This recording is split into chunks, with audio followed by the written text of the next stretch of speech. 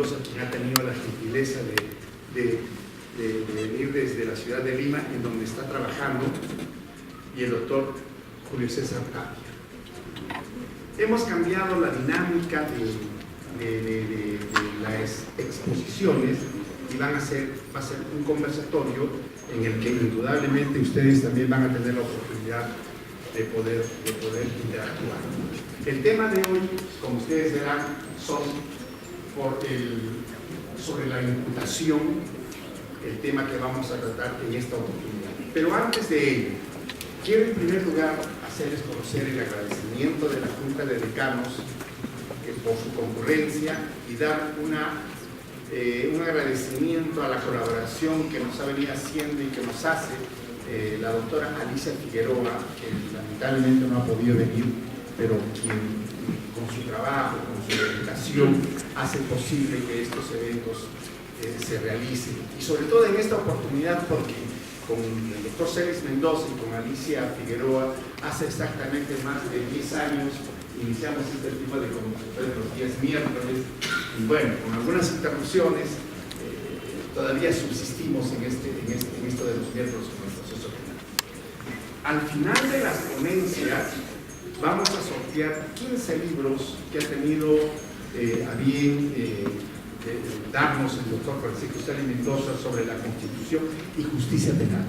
Solo tenemos 15 y vamos a sortear al final. Sin más preámbulo, los recibimos en primer lugar con un fuerte aplauso a nuestros tres ponentes.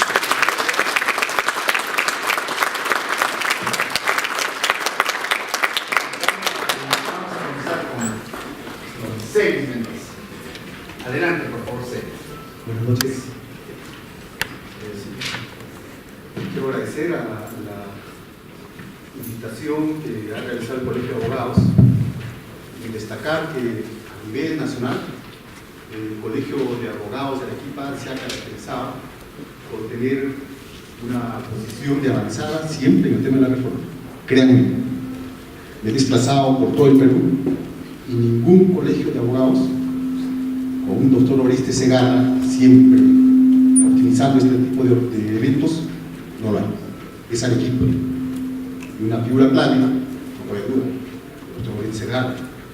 Yo solamente quiero merecer en este momento ustedes un aplauso para el doctor Segarra, Oreste Segarra, por favor.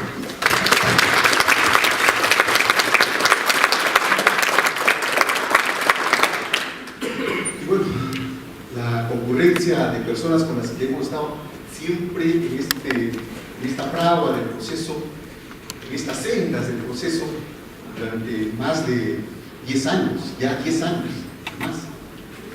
Pues el título es bastante sugerente, porque hablar de las sendas corresponde obviamente a las distintas percepciones que se ha tenido a nivel nacional y particularmente en Arequipa.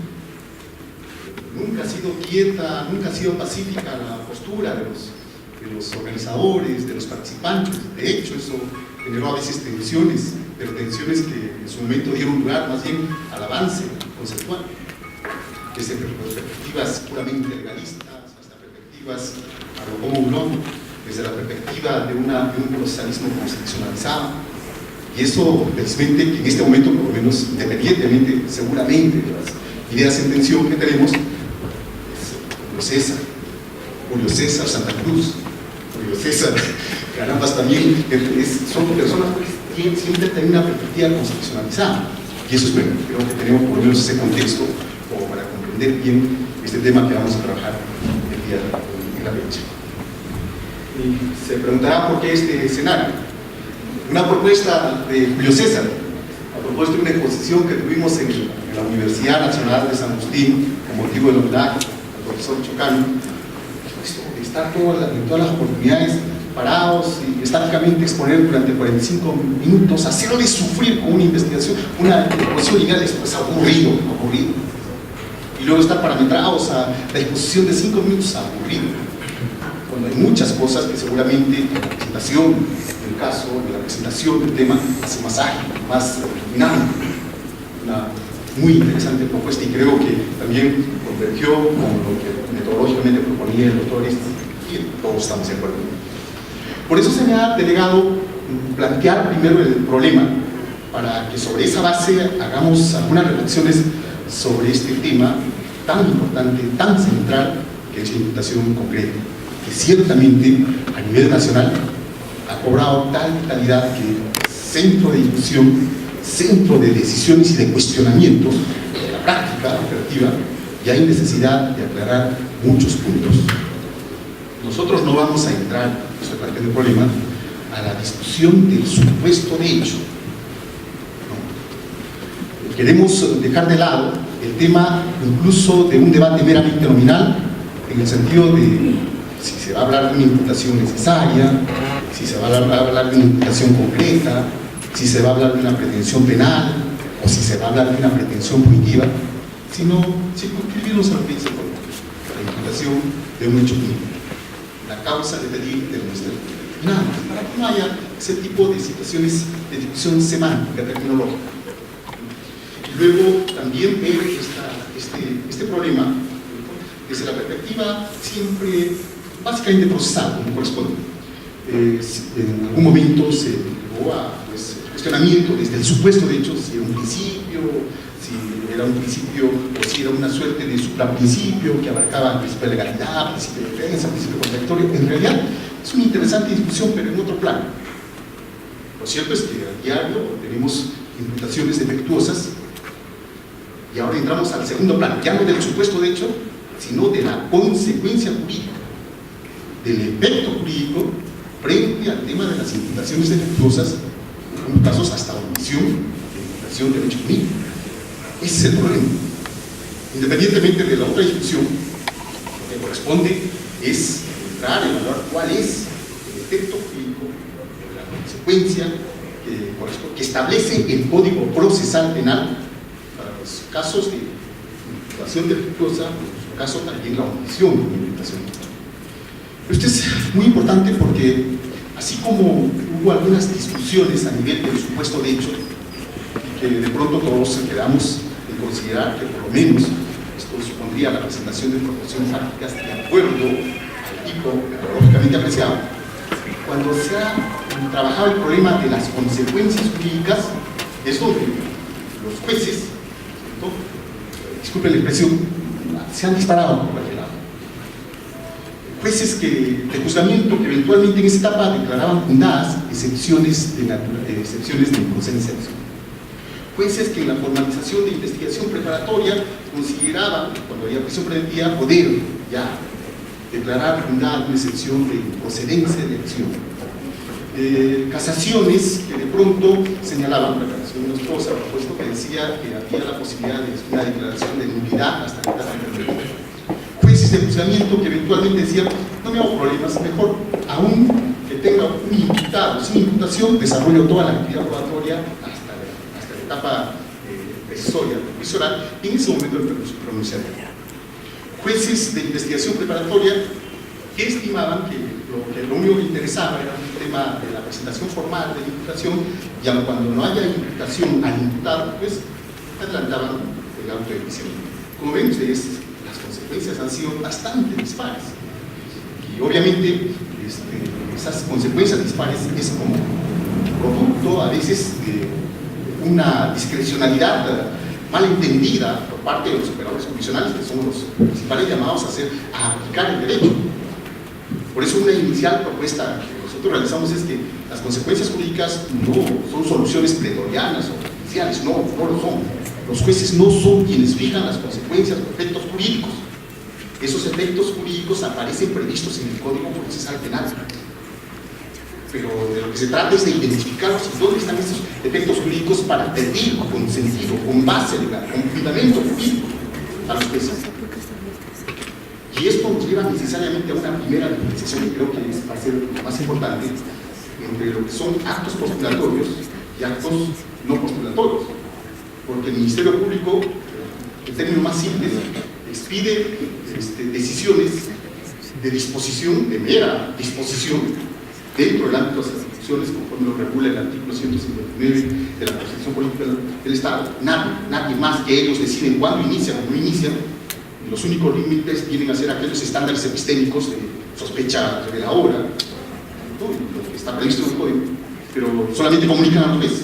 Si solamente comunican al juez, Entonces, ¿cómo así los jueces pueden emitir una decisión autorizada en la investigación preparatoria? Claro que no. Solamente presentando esa primera parte. Y con relación más bien cuando se trata de actos postulatorios, el tema varía. Y un acto postulatorio por excelencia viene a ser el requerimiento de acusación. Es un acto postulatorio porque está pidiendo un autodenunciamiento.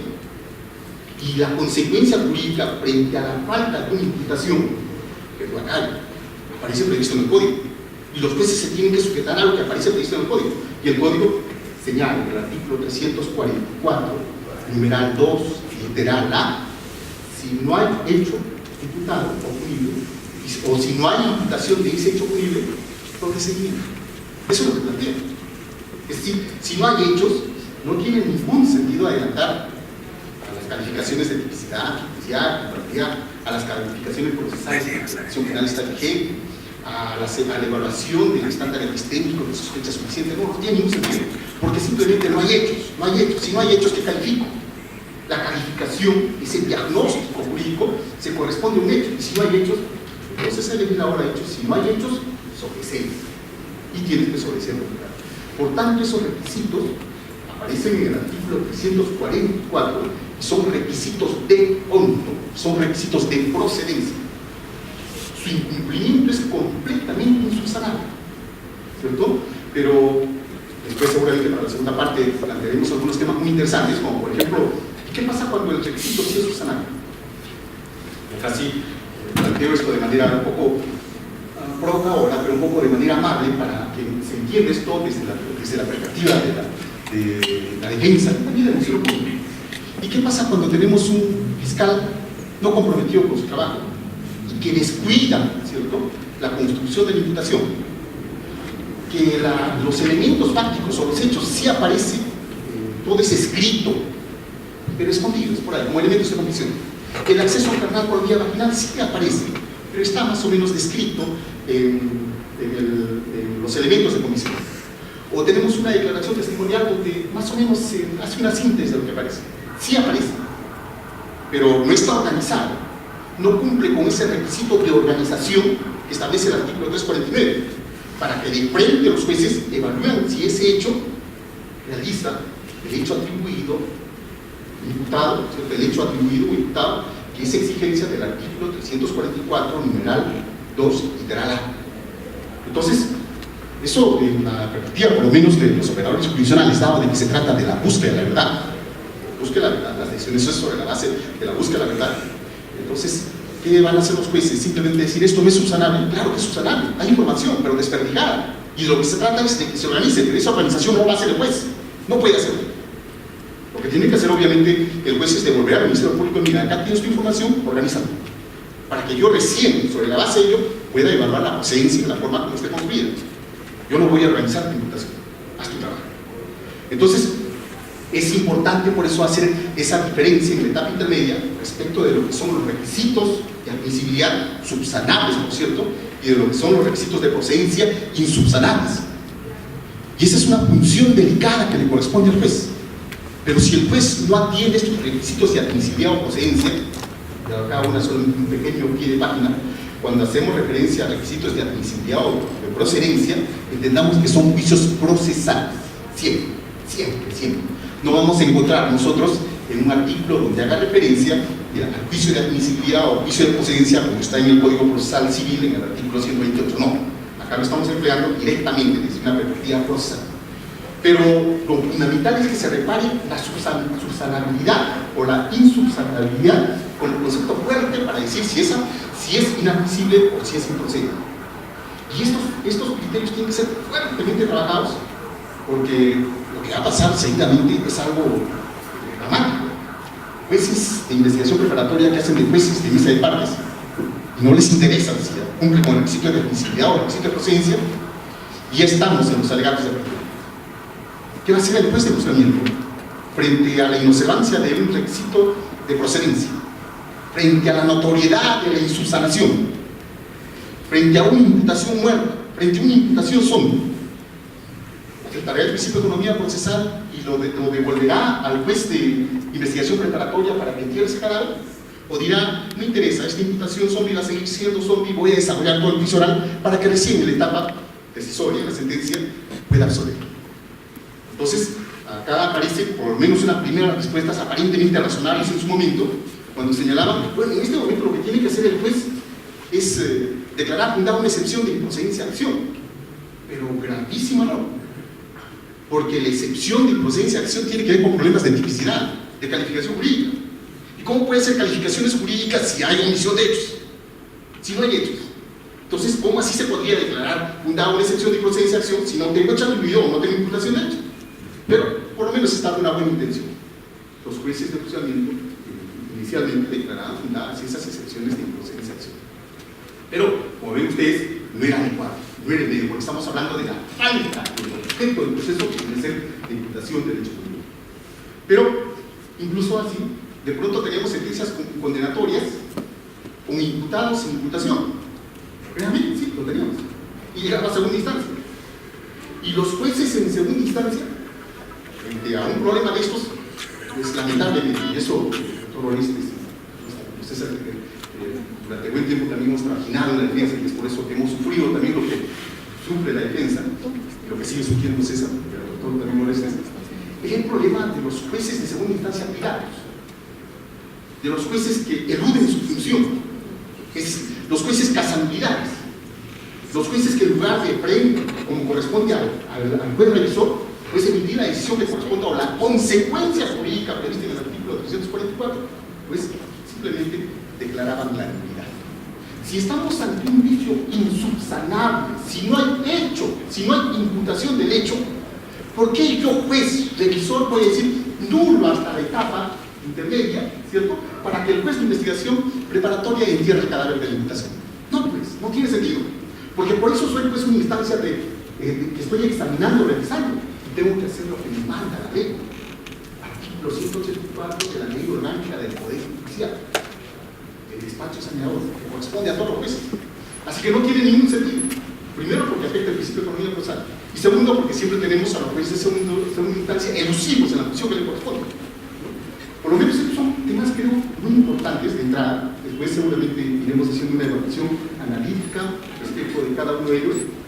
Quizás el tema más importante va a ser lo que pues, va a aparecer en la situación de la investigación preparatoria, cuando la formalización de la investigación preparatoria no tiene, ¿cierto?, esa hipótesis de imputación concreta, pero lo vamos a dejar para una segunda parte.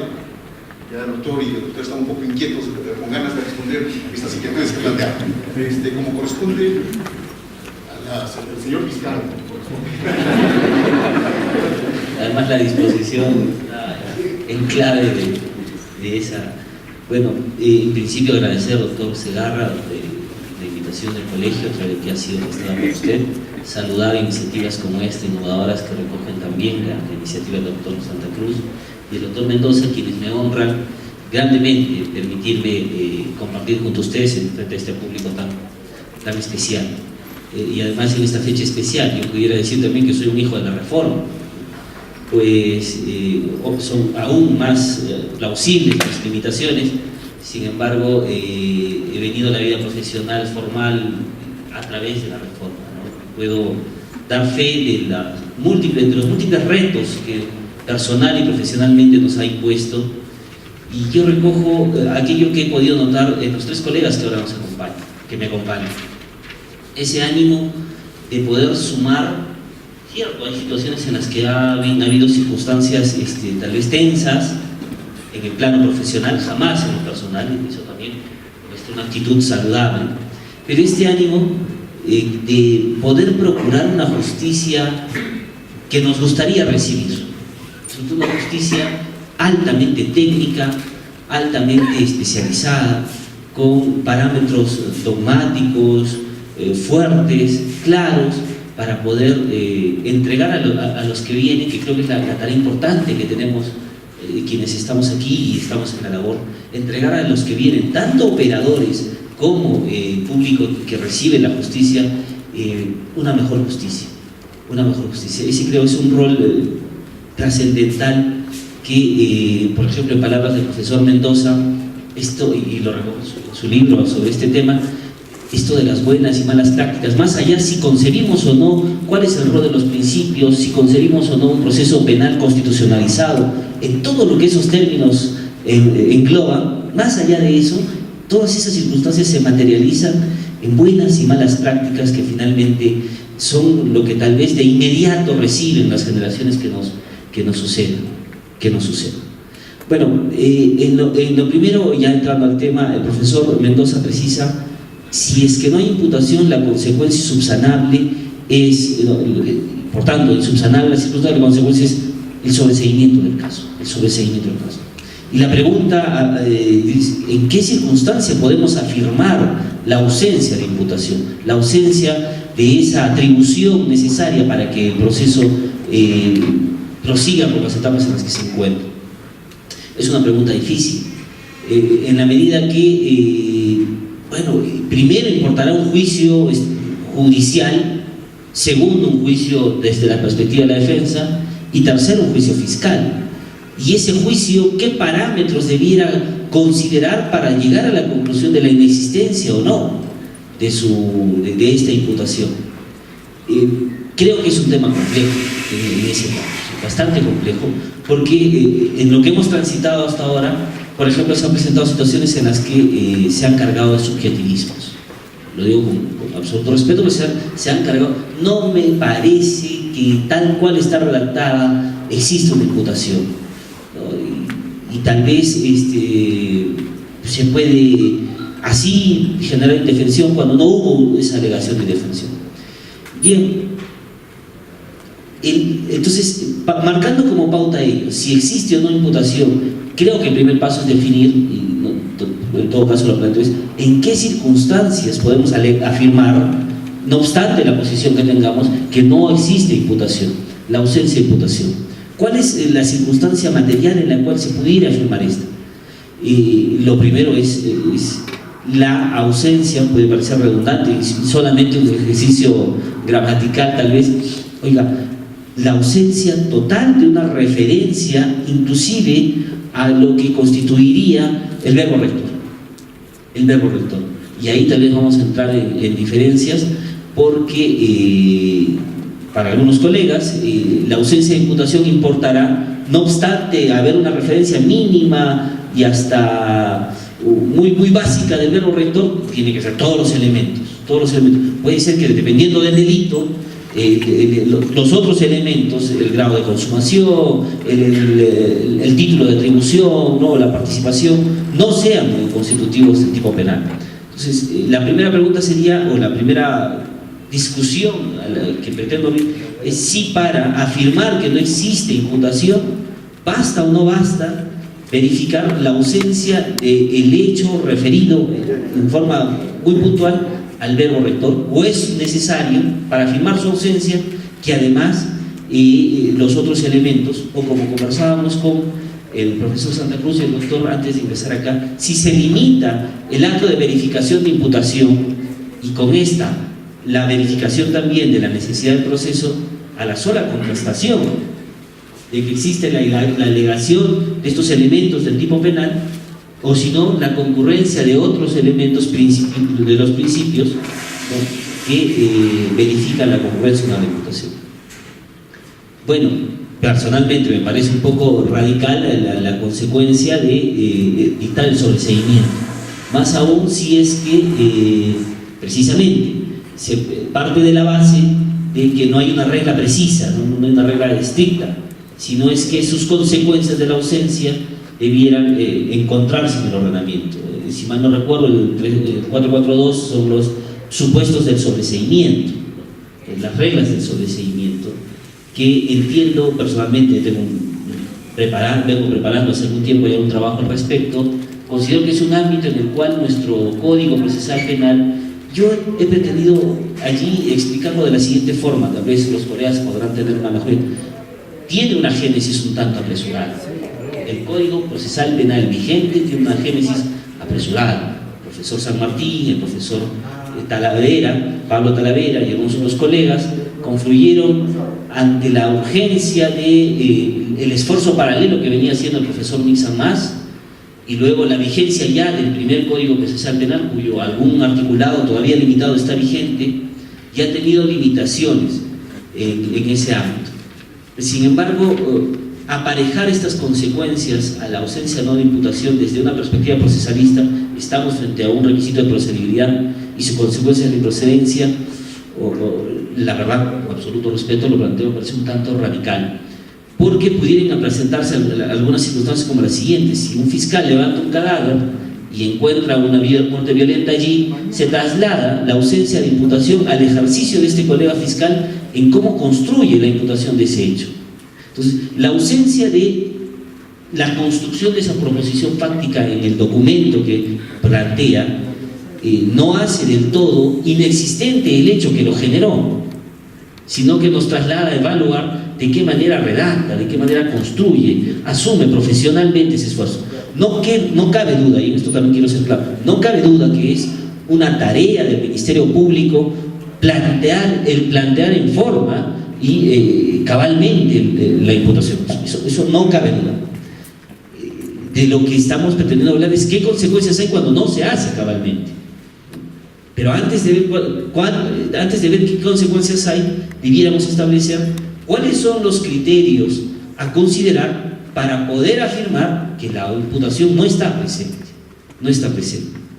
Y creo que ahí un punto de partida debiera ser el verbo rector, corriendo el riesgo de que esta afirmación pueda tener un matiz o pueda concebirse, observarse como una nada más legalista, ¿no? Como una nada más como una requirente de un ejercicio de mera subsunción. No, porque si luego se apareja tajantemente esa consecuencia, luego las finalidades de toda esta dinámica de roles se viera defraudada. Entonces, como un tanto ya aterrizando el tema, no cabe duda que existe responsabilidad del Ministerio Público en construir cabalmente la imputación. La falta de el inobservar esta responsabilidad debiera traer como consecuencia inmediata la impunidad. Creo que es un ámbito que debiéramos construir allí y aportar. Yo creo que no. El doctor Mendoza nos pone un derrotero bastante alto, ¿no? Diferenciar los requisitos de admisibilidad frente a los de procedibilidad en los cuáles sería su consecuencia. Y lo dice en clave procesal. Por favor, el libro que vamos a sortear es uno de los primeros trabajos que en la universidad me introdujo el conocimiento del derecho procesal como fundamento de su relacionamiento con la Constitución y sus principios. Creo que allí debiéramos, juzgo limitadamente, obviamente, es que trabajar primero sobre los presupuestos que consideremos, los requisitos que consideremos evaluar, verificar, para juzgar que no existe imputación. Y esto debiera establecer la siguiente regla, profesor, lo propongo, ¿no?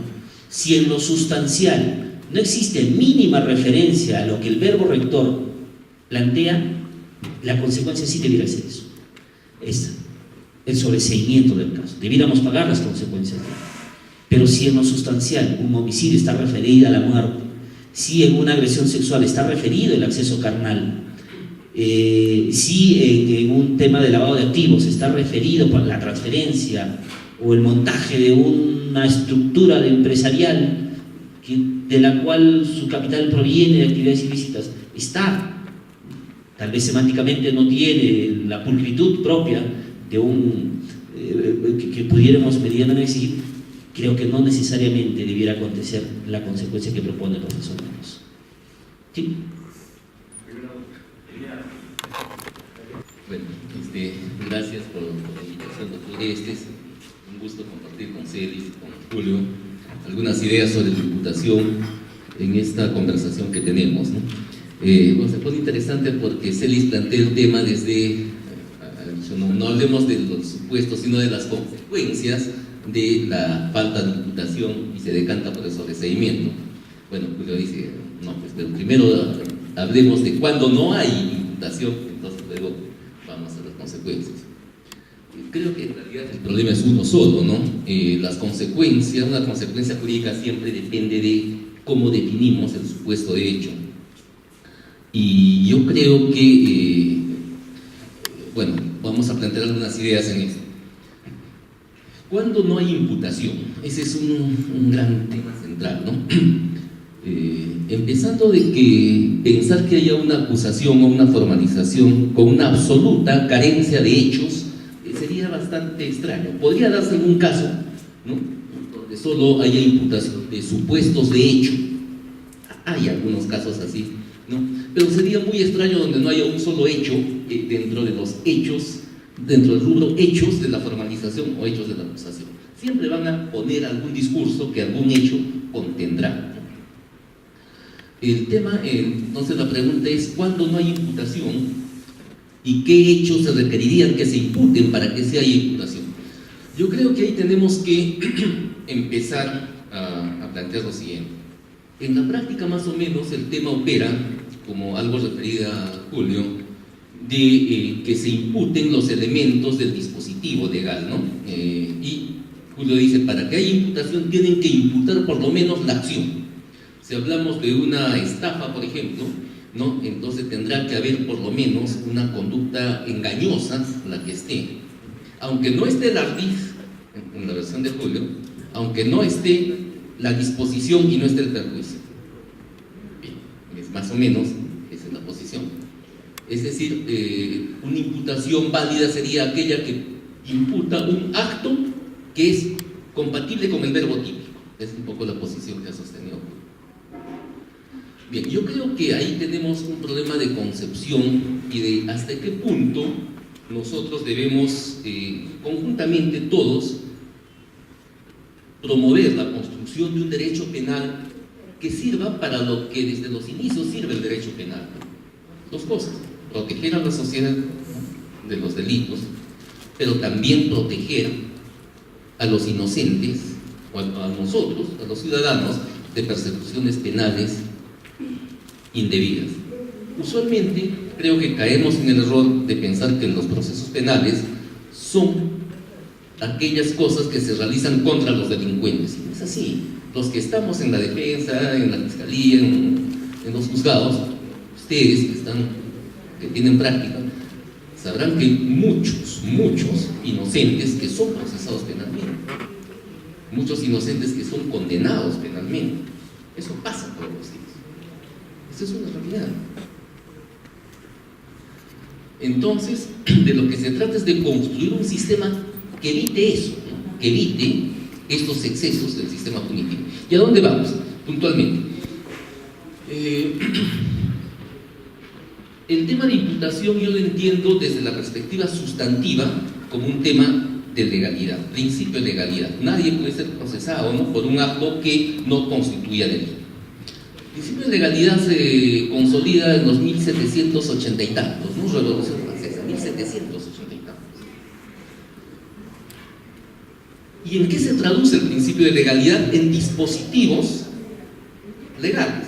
Entonces tendremos ¿no?, un dispositivo legal sobre la estafa, por ejemplo, ¿no?, sobre el homicidio, sobre la violación, etc.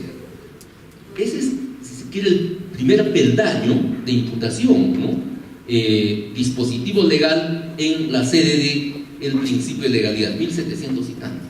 Pero ahí no ha quedado la evolución del pensamiento y la construcción de garantías, porque luego viene otro peldaño muy importante, que es que sobre estos dispositivos legales se hace la construcción científica o teórica, si algunos no, como Juan Carlos Valdivia, no creo que esté acá, un poco les gusticaria cuando se habla de ciencia en el derecho, pero bueno, la construcción científico-dogmática sobre estos dispositivos penales, ¿no es cierto?, o dispositivos legales, lleva a la construcción de un concepto de tipicidad. Y el concepto de tipicidad es el concepto científico sobre los dispositivos, ¿no?, legales. Y nosotros somos abogados. Yo creo, es un poco dura en la expresión, no podemos construir soluciones a los casos como los construiría el vecino de la tienda de la esquina que de derecho nunca ha estudiado. Nosotros tenemos que construir soluciones a los casos dentro del marco de la ciencia penal. Y la ciencia penal desde 1906 con Ernest von Belling, ¿no?, desarrolla el concepto de tipicidad que se afirma universalmente dentro del ámbito romano-germánico. Hoy día a nadie se le ocurre decir que el concepto de tipo penal no es el concepto científico operativo, dogmático del principio de legalidad. Eso es así hoy día. Aunque, entre paréntesis, en un evento, en un debate que tuvimos aquí en el colegio, alguien dijo, no, pues, que acaso porque Belin dijo en 1906 eso, hoy día tenemos que actuar de esa manera. Bueno, increíble, pero también pasan esas cosas, ¿no? Pero creo que razonablemente nadie, ¿no?, que tenga una mínima aproximación a lo que es el derecho penal hoy puede negar la importancia del tipo penal. En el Perú toda la jurisprudencia lo reconoce. Es más, existe acuerdo plenario bien antiguo, de 1987, que casi ya nos hemos olvidado de él, que reconoce el tipo objetivo y el tipo subjetivo inclusive, es decir, ya en serie finalista. Bueno, ¿por qué hemos hablado entonces del concepto de tipicidad? Porque la garantía del principio de legalidad hoy día no puede operativizarse únicamente desde los dispositivos legales, tiene que operativizarse desde los tipos penales. Es que queremos hacer derecho como ciencia, y hacemos derecho como ciencia para garantizar predictibilidad y para garantizar los derechos de los ciudadanos.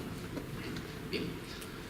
Entonces, la imputación, ¿qué es la imputación ahora con este concepto que estamos haciendo? La imputación va a suponer una atribución, ¿no?, de hechos que subsuman en un tipo penal. Esa es la imputación, atribución de hechos que subsuman en un tipo penal. Si yo atribuyo a alguien un hecho, le digo, lo acuso al señor tal porque ha engañado al otro señor y a consecuencia del engaño le ha dado un ataque de risa, pues ya no estoy atribuyendo, ¿no es cierto?, un delito de estafa, a pesar de que esté atribuyendo una conducta de engaño. La atribución penal se realiza a través del ejercicio de la pretensión punitiva, ¿no? Y esto es la formalización o la acusación. ¿Qué es lo que pasa? ¿Cuáles son los hechos que pasan fuera de la formalización o de la acusación? No interesan al derecho. Julio hacía referencia a que de pronto sí ha matado a alguien o de pronto sí ha estafado a alguien, pero el fiscal construyó mal la imputación. El argumento de Julio parece lógico, y de hecho que es lógico y es interesante, pero jurídicamente creo que no es obvio. ¿Por qué? ¿Cómo podemos afirmar que hubo la estafa? Si el mecanismo para determinar que hubo la estafa es que un fiscal impute estafa, ¿no?, con toda la corrección de esta imputación, y luego se acredite esta estafa en el proceso.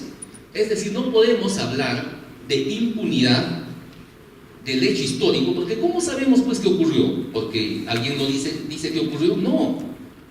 La única forma de saber que algo ocurrió o no en términos legales es que se impute y luego se pruebe jurídicamente, ¿no es cierto? Entonces, si no hay imputación de un hecho punible, y en mi opinión de un hecho típico, no hay posibilidad, ¿no es cierto?, de procedencia. No es procedente, porque lo que procede es, y lo dice la propia Constitución, ¿no?, la atribución de un delito, y el delito es, por lo menos, un hecho típico. Tiene que haber entonces imputación de tipicidad. Primera línea. Segunda línea, ¿qué es imputación de tipicidad? Y esto también es sumamente importante. La imputación de tipicidad no solamente es imputar hechos que subsuman en los dispositivos legales. Conversaba con Celis y con Julio antes de entrar un caso interesante. A ver, lo voy a un poco desdibujar para que sea más asequible. En una zona declarada formalmente por el plan director como zona agrícola, en casi 1 hectárea, 10.000 metros, operaba desde hace 20 años aproximadamente una industria, una agroindustria. Para que opere la agroindustria, esa hectárea fue íntegramente vaciada con concreto, y encima del concreto se construyeron galpones, jabas, etcétera, etcétera, oficinas, habitaciones para trabajadores, en fin, construcción de concreto, más o menos 10.000 metros.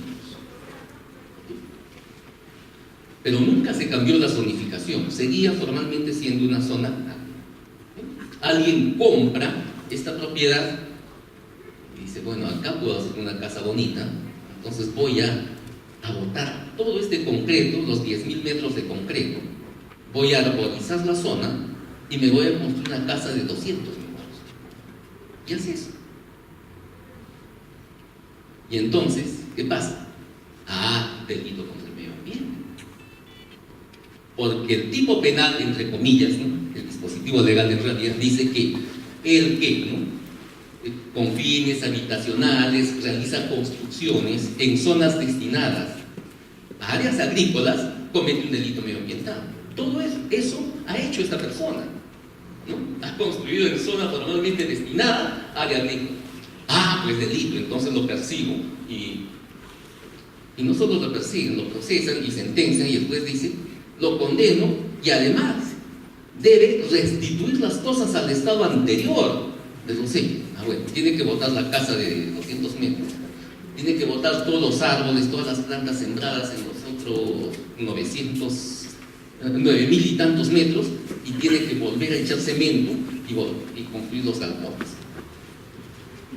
A eso lleva una lógica de entender que la imputación es solamente de dispositivos legales. Esa conducta que les narro formalmente subsume dentro del dispositivo legal. La pregunta ¿es típica? No, pues, no es típica, porque la tipicidad requiere algo más que la mera subsunción en el tipo legal. ¿Qué requiere? Afectación al bien jurídico e imputación objetiva, por lo menos. Si no hay afectación al bien jurídico, lo dice algún artículo del título preliminar del Código Penal, no hay delito. ¿Qué está pasando entonces en realidad? Está pasando que nos estamos bajando los estándares tremendamente. ¿Y por qué? ¿Para qué bajamos el estándar? Para facilitar el trabajo al fiscal y decir, señor fiscal, si usted me menciona solo la acción, ya, entonces va a pasar, va a poder corregirla, ¿no? De eso se trata. Yo creo que no. Yo creo que el esfuerzo institucional que tenemos que hacer es que los fiscales hagan las imputaciones dentro de las exigencias de tipicidad. ¿Por qué? No es difícil hacerlo. Oiga, si el fiscal no puede hacer eso, que se vaya a su casa. Así es simple. El Estado paga estos sueldos con los impuestos de los ciudadanos y podemos exigir a nuestros fiscales un mínimo conocimiento del derecho penal. Eso es básico, eso es ABC en un tema penal.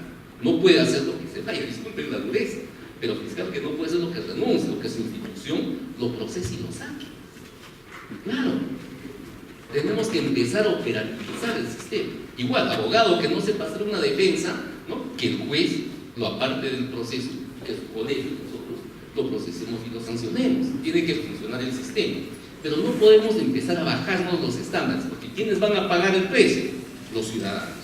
Y vamos a tener inocentes en prisión, vamos a tener procesos con persecuciones a ciudadanos. Este fin de semana he conversado con Fidel Rojas, con esto acabo de idea. Y él comentaba, en una sesión de trabajo, él comentaba el grado de afectación que tiene una persona cuando es procesada penalmente. En su opinión, hasta el doctor Compa decía, Fidel, es peor que el cáncer. Porque claro, y los que vivimos en el sistema lo sabemos. Jueces que han acabado procesados penalmente lloran, se tensionan de manera increíble. Oficiales del ejército, de la policía, ¿qué pasará con el pobre ciudadano? Es terrible. Eso tenemos que evitar. Entonces las garantías, mantengamos estándares de garantías, eso es posible hacer, y creo que en síntesis la imputación es atribución de hechos que subsuman en un tipo penal y no solo en un dispositivo legal, con todos sus elementos. Gracias.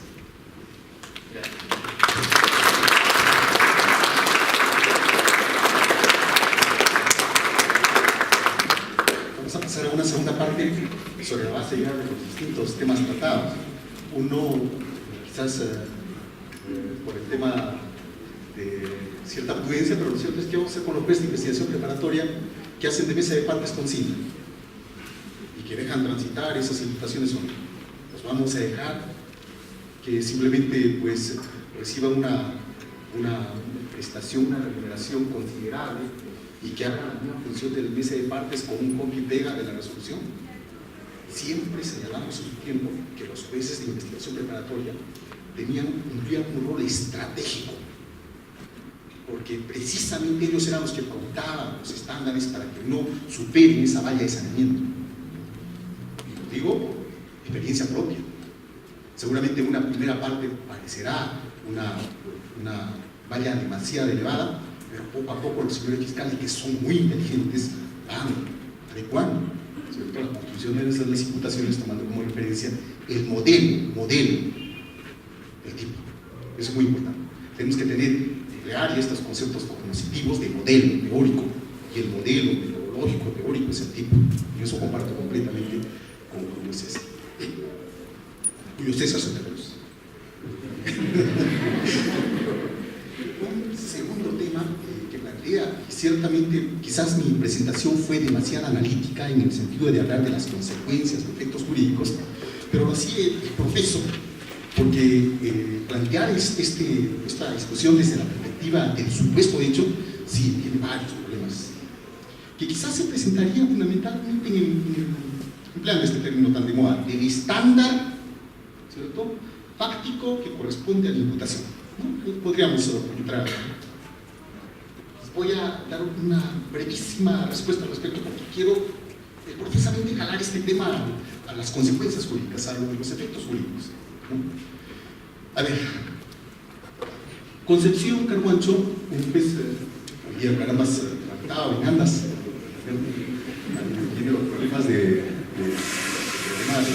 la judicialización de la política. Esto es un tema tan hermoso para trabajar.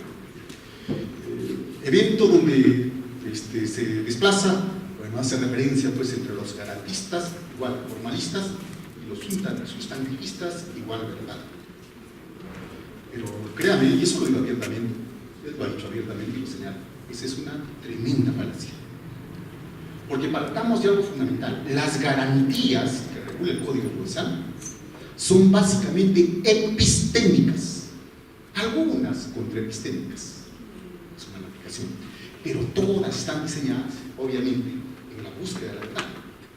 Si no, pónganse a pensar simplemente en el tema de la tortura. La información que va a proporcionar el torturado es información de calidad. No, pues, porque quien es torturado va a decir lo que sea. Y vean cómo, precisamente, la Constitución esa información y exceso es epistémica, por tanto. Cuando hablamos del colaborador eficaz, imagínense a Walter Ríos, que en este momento pretenda someterse a la colaboración eficaz.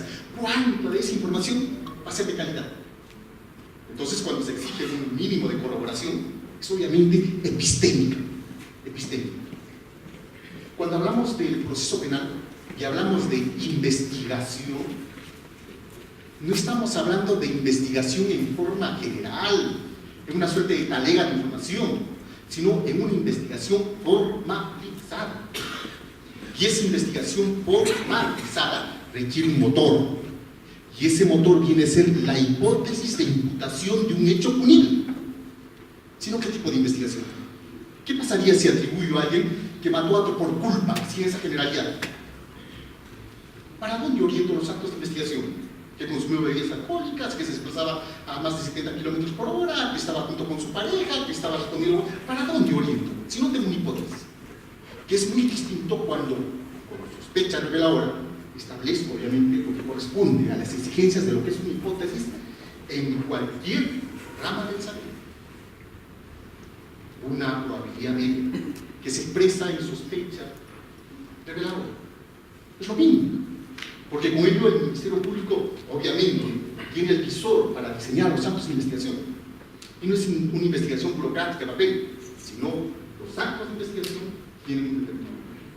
Si como consecuencia de la dinámica de la investigación se obtiene más información, que bueno, amplío la hipótesis. Tengo hipótesis alternativas, puedo tener hipótesis coordinadas, pero entendámonos esto: la aproximación a esa verdad tan aumentada tiene que ser pues en serio. No es una verdad de cualquier forma, es una verdad metodológica. El derecho no se puede apartar de las otras ramas del saber. Si estamos hablando de la verdad con exigencia epistémica, hablemos pues de verdad, pero metodológicamente. Si se ha corroborado esa hipótesis, se transita obviamente a una tesis de imputación. Y esa tesis de imputación, que supone obviamente el acopio de toda aquella información, va a alimentar, a nutrir esas proporciones fácticas, pero sin alterar en cuanto a su calificación, salvo que se haya dado la ampliación de formalización de investigación preparatoria.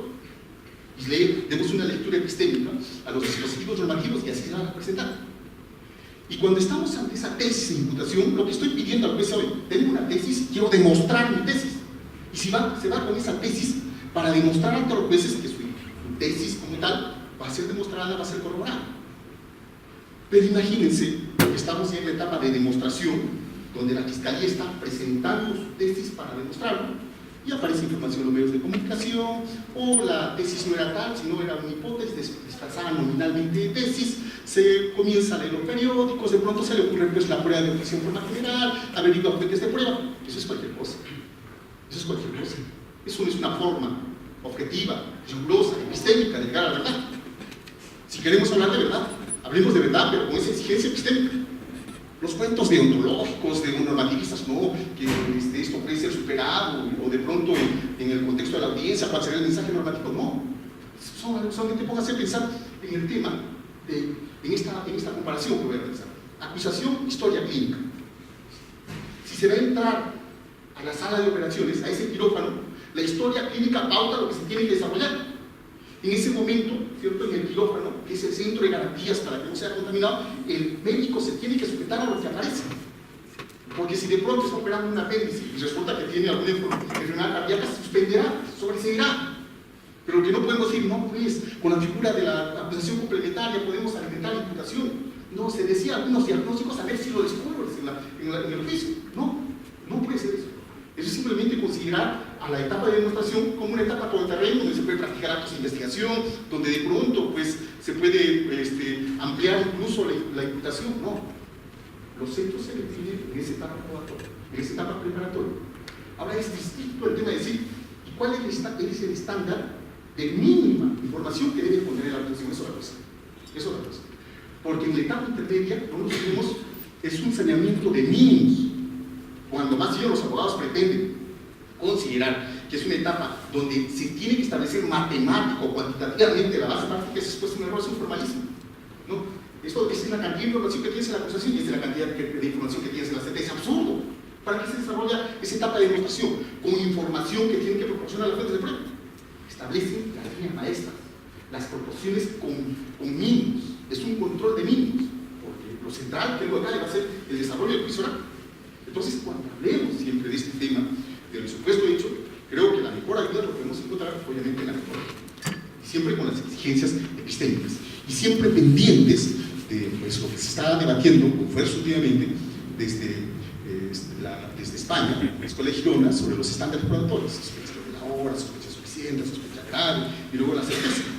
Porque, por lo menos, en esa perspectiva hay algunas propuestas de fórmulas como para que los jueces tengan la seguridad en la decisión, y no pues esos razonamientos bastante subjetivos de la íntima convicción, el criterio de conciencia y llegar a la barbarie. Es mi parecer, es mi criterio, apelo. Eso no, estamos en pleno siglo XXI y no podemos estar con esa suerte de justicia intuitiva o como si estuviera en el jurado, ni siquiera en el jurado, porque tiene una etapa intermedia, una etapa de vista previa. Entonces, esto tiene que ser siempre verificado, creo, desde una perspectiva metodológica. Y eso nos va a dar muchas respuestas y satisfacciones para caminar con seguridad. Dejo de lado este tema del supuesto de hecho para calar al problema de las consecuencias jurídicas. Las consecuencias jurídicas, habíamos dicho, no pueden de ninguna manera ser inventadas por los jueces, porque son jueces de la ley. Y como son jueces de la ley, tienen que necesariamente aplicar las consecuencias jurídicas que el legislador ya previno. Vean lo que señala, lo voy a leer expresamente para que vean dónde está el problema de la imputación. Artículo 348. Numeral 12. El sobreseimiento, consecuencia jurídica, procede cuando, puesto hecho, el hecho objeto de la causa, estamos hablando de derecho punible, ¿cierto?, no se realizó, o no puedan atribuírsele al imputado. Las dos variables, el hecho punible y la imputación. De tal manera que, si se presenta este supuesto, los jueces de investigación preparatoria tienen que sobreseer.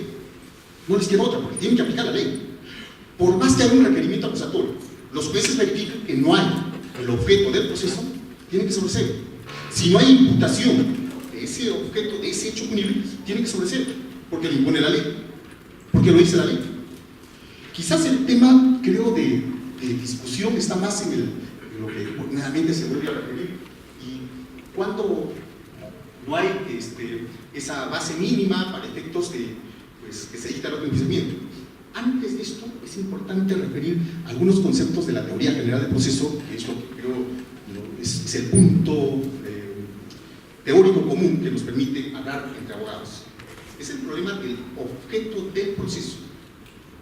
El objeto del proceso, por lo menos en la teoría general del proceso, es la pretensión. Ese tiempo puede superar el tema de la acción, entonces es la pretensión. Pretensión civil, pretensión constitucional, pretensión laboral, pretensión comercial. Y donde más bien se ha generado una interesante discusión al respecto del objeto del proceso en el proceso penal. Porque dicen, el petitorio no es un petitorio dispositivo, pues el petitorio ya está en la ley. Claro, 6 a 20, sí, ¿cierto? Además, tampoco es relevante el pretensor, porque el pretensor es el Ministerio Público representado por Juan Pérez o por Pedro Juárez. Me interesa, no sirve para identificar el objeto del proceso. Entonces, ¿qué de común tiene ese objeto del proceso? Solamente la imputación del hecho punible. Y para los que tienen un poco de problemas, vamos a hablar solamente de imputación del hecho punible, pero no la imputación concreta, porque a veces genera cierta resistencia innecesaria. Cuando el problema es central, el problema de fondo, la causa de pedir ese marco punitivo. Ese es el objeto del proceso. Ese es el objeto del proceso. Esto es lo que da vitalidad al contradictorio. El principio contradictorio es el motor central del proceso y de todo proceso.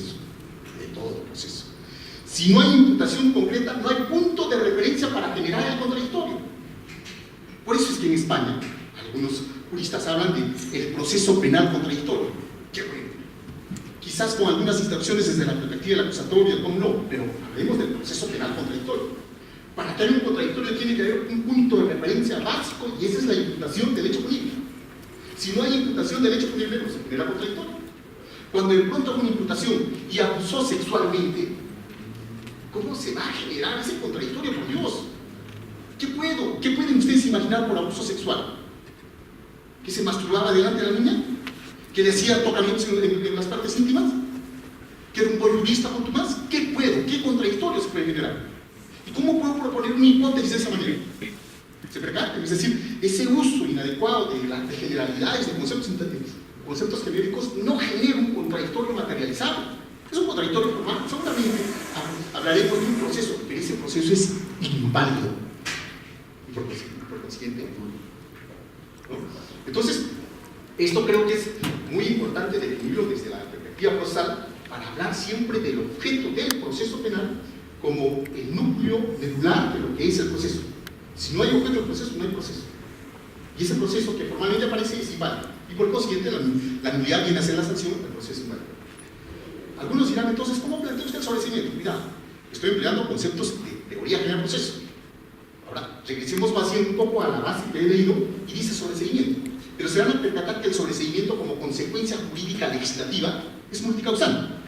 Porque si bien es cierto, en ese primer numeral hace referencia al objeto del proceso, luego hace referencia a las calificaciones jurídicas de tipicidad, antipublicidad, culpabilidad, vigencia de la acción penal, suficiencia de elementos de comisión, y cada uno de ellos tiene naturaleza diferente, obviamente, pero el legislador los ha unificado bajo el concepto de sobreseimiento. Así que no tenemos por qué decir, oiga, usted está dando, primero da una respuesta y otra respuesta, sino que son, cuando retrocedo a la teoría general del proceso, estoy metaposicionando para, obviamente, dar una interpretación a lo que dice el artículo 344. ¿Bien? Entonces, respecto de este artículo 344, solamente puede ser aplicado cuando hay un requerimiento acusatorio, porque es el acto postulatorio, pues el juez tiene que decidir.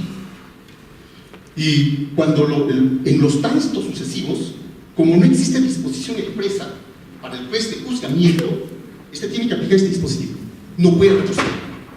No por el imperativo de que no proceden las nulidades porque ya concluyó la etapa, sino porque el artículo, vuelvo a insistir, 184 de la ley orgánica del Poder Judicial establece, obviamente, este despacho saneador para todos los jueces. Y este es razonable. Un juez no puede mantener un proceso inválido y en un desarrollo tonto hasta la sentencia absolutoria. Imagínense más de 3 sesiones con recursos humanos, con recursos de tiempo y todo lo demás. Para nada, porque al finalizar tiene que sobreseer. No, pero ahora no sobreseer, ahora tendría que resolver. Disponer sobre seguimiento, no son cuestiones terminológicas, sino que no existe objeto del proceso.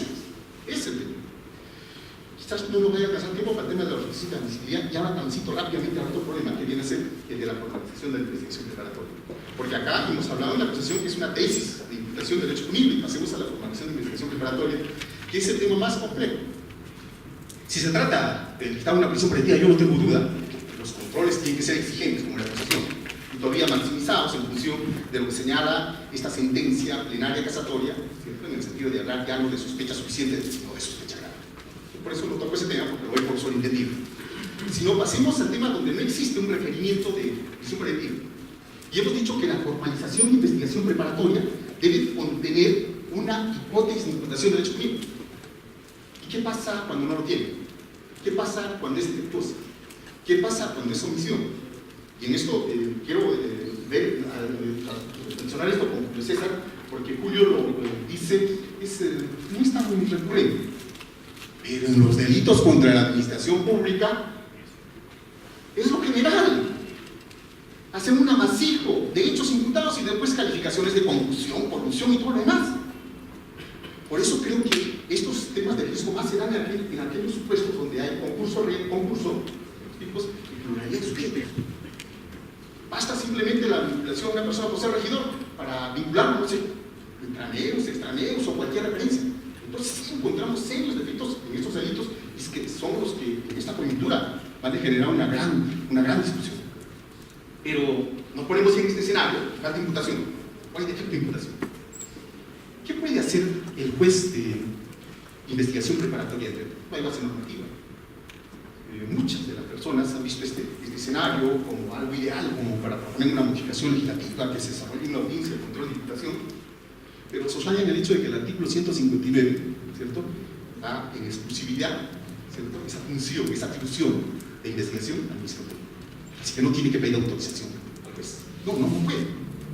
¿Se percatan? O sea, desde una perspectiva de ley de referenda sobre base solamente de ley, no puede hacer. El juez no puede hacer ese control, salvo en la comisión preventiva u otras medidas coercitivas. Pero, en todo caso, ¿qué vamos a hacer? Vamos a seguir nosotros haciendo de que el juez de investigación preparatoria deje transitar imputaciones muertas, obvias, defectuosas, y con ello contribuir a la impunidad cuando de pronto resulta que en la etapa intermedia recién se detecte que esa imputación ya prescribió. No. Creo que acá hay que recurrir a algo que, como espero,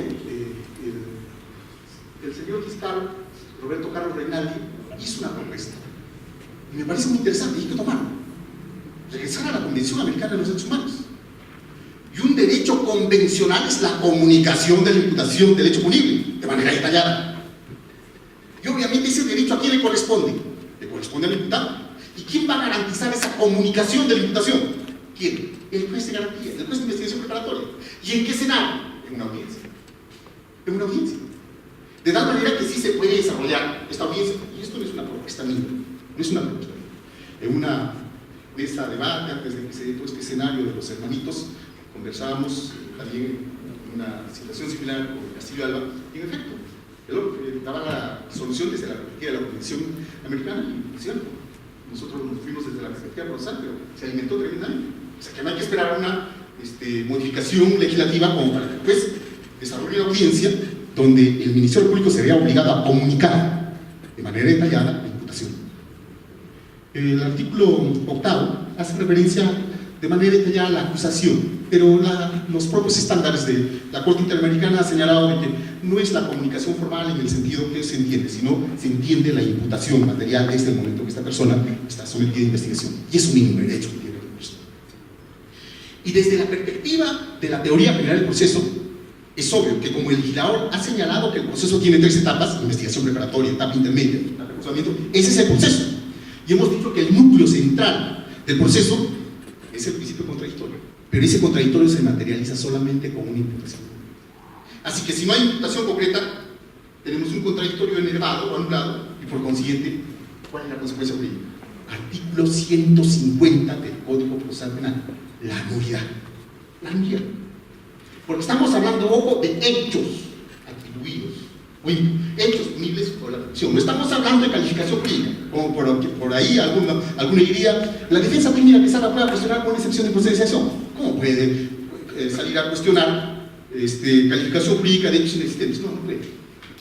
Entonces, como ven ustedes, desde la perspectiva de la teoría general del proceso, no cabe duda, ¿cierto?, que si no hay contradictorio, no hay proceso, es inválido y por consiguiente corresponde a la nulidad.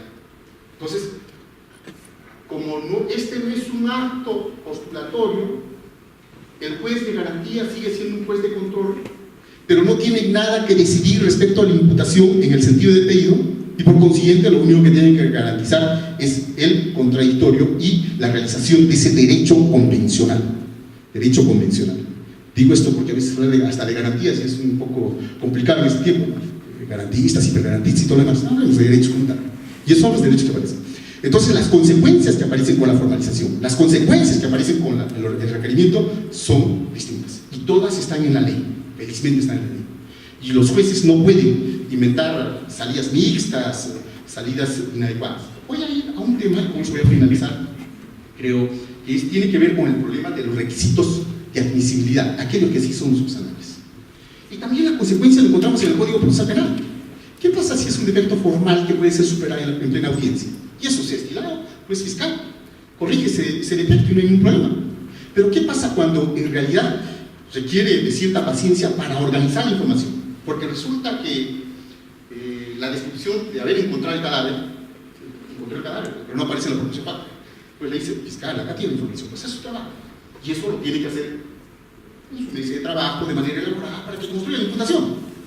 De pronto, en el hecho atribuido dice abuso sexual, pero resulta que en los elementos de comisión ya aparece la defloración sexual y se control liquidas. Por favor, haz tu trabajo. Entonces, si los vicios son subsanables, devolverle al Ministerio Público para efectos de que subsane, haga su rol. Ahora, transitemos a la etapa de juzgamiento y estamos hablando ahora de los requisitos de admisibilidad como tal. Y es el juez de juzgamiento que detecta esos requisitos de la omisión o defectos de esos requisitos de admisibilidad. Estos requisitos de admisibilidad son medios para realizar el juicio de procedencia. Si resulta que el juez detecta que el vicio es subsanable y no requiere mayor tiempo, mayor atención, se supera.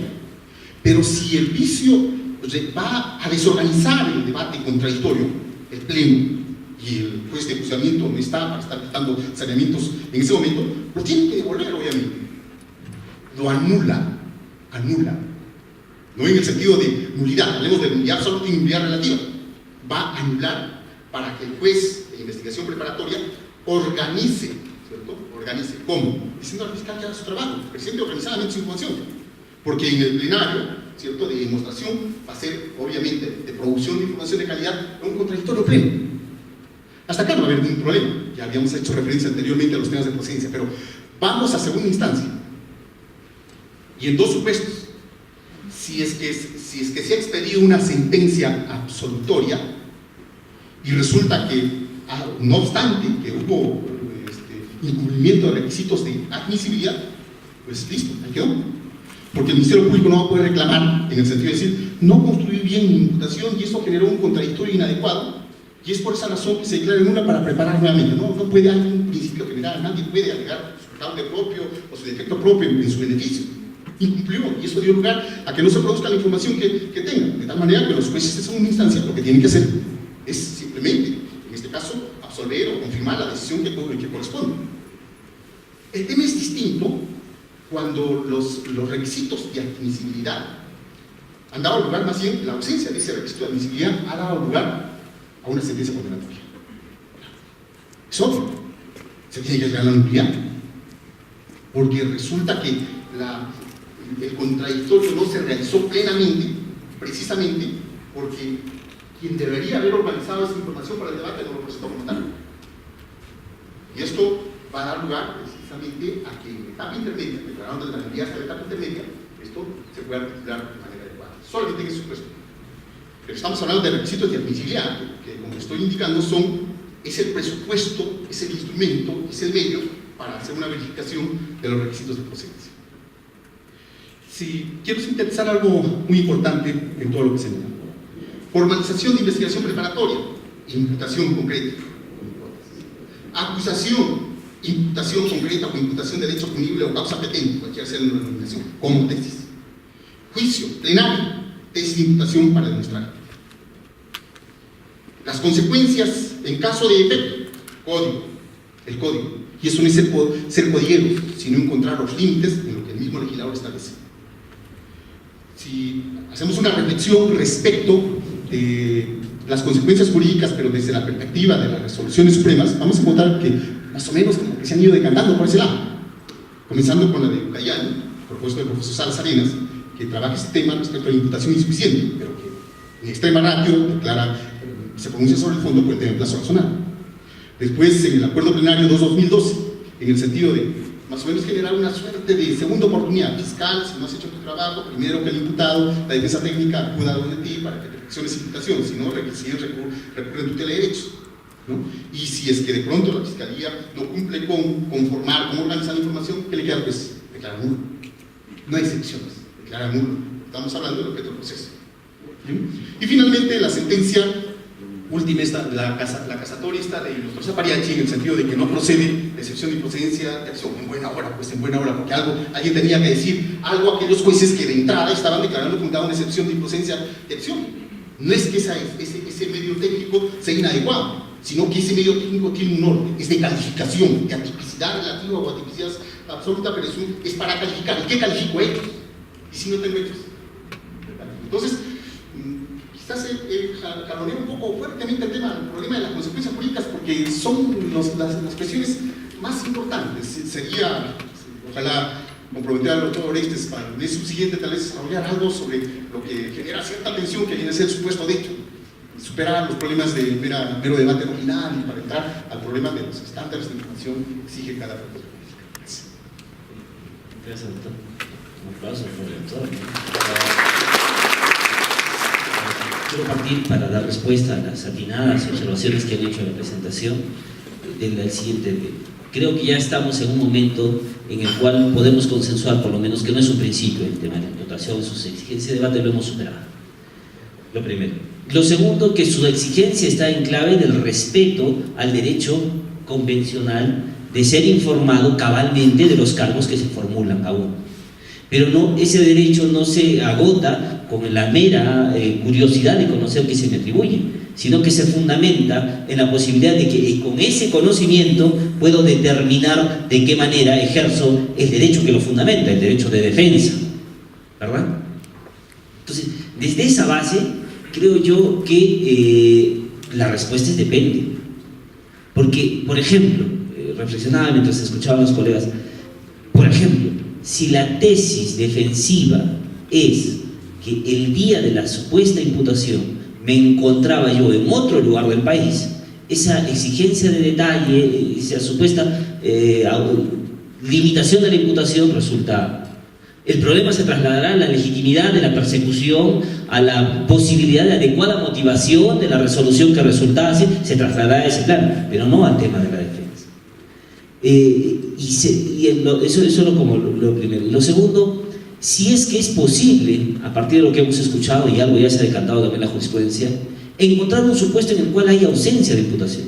Y para eso parto de la siguiente premisa. La imputación no se, en todo caso lo propongo, no se limita a aquel segmento de la acusación en la cual se presentan los hechos.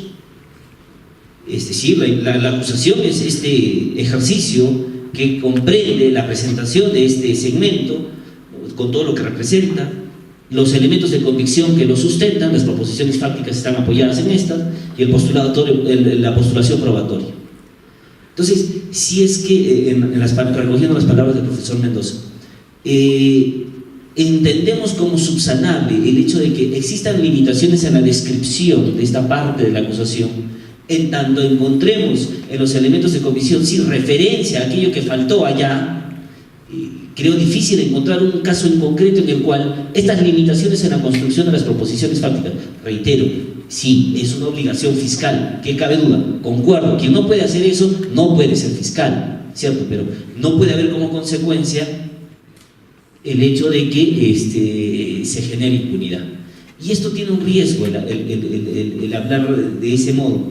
El que puede parecer que estoy partiendo de la premisa de que quien está imputado es responsable. No. Y también diferenciar el tema del ejercicio mismo de imputación con el tema de la acreditación, es otra cosa. Pero bien, si es que esa es la circunstancia en que es considerada un requisito de admisibilidad, por tanto, posible de subsanar aquellas carencias en la imputación, en el segmento de hechos atribuidos de la acusación, porque encontramos en los elementos de convicción, o inclusive pudiera ser en la propuesta probatoria, aquello que decimos faltase en el segmento de los hechos, creo que difícilmente encontraríamos. Yo pretendo plantear, por el contrario, no una relajación extrema, pero ojalá lo logre graficar del siguiente modo. ¿En qué circunstancia podemos afirmar la ausencia de imputación y por tanto que sí genere el archivamiento de esa causa, la imposibilidad de continuar? En el siguiente supuesto, ojalá lo pueda lograr. Una persona sale del colegio de abogados luego de haberse por lo menos escuchado a los colegas y siente una presión en el cuello, se desvanece.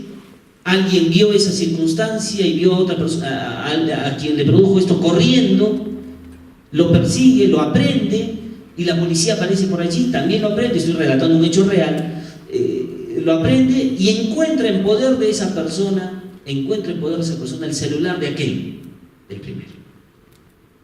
Y encontramos como imputación tal cual esa descripción que he hecho. Y allí no hay ninguna referencia ni a la sustracción ni luego a la violencia que se hubiera ejercido, porque no se atribuye, por ejemplo, la presión en el cuello, no se atribuye que este ha sido el mecanismo por el cual se ha hecho la sustracción, y creo que en ese contexto resulta relevante, por ejemplo, el tema de la disponibilidad o no, si para juzgar que hay imputación o no. Claro que es una exigencia que debiera plantearse para luego emitir un fallo debidamente motivado, pero la concurrencia o no de un hecho punible ahí es claro, hay. Si se imputó cabalmente, creo que no. Porque en ese relato tal cual, que Juan Pérez salió del colegio de abogados, sintió la presión en el cuello, se desvaneció, Mario Ramos, su amigo, persiguió al imputado, a quien le encontraron el celular. Esto es un ámbito en que yo he tratado de concentrar en el siguiente concepto: el relato de averiguación.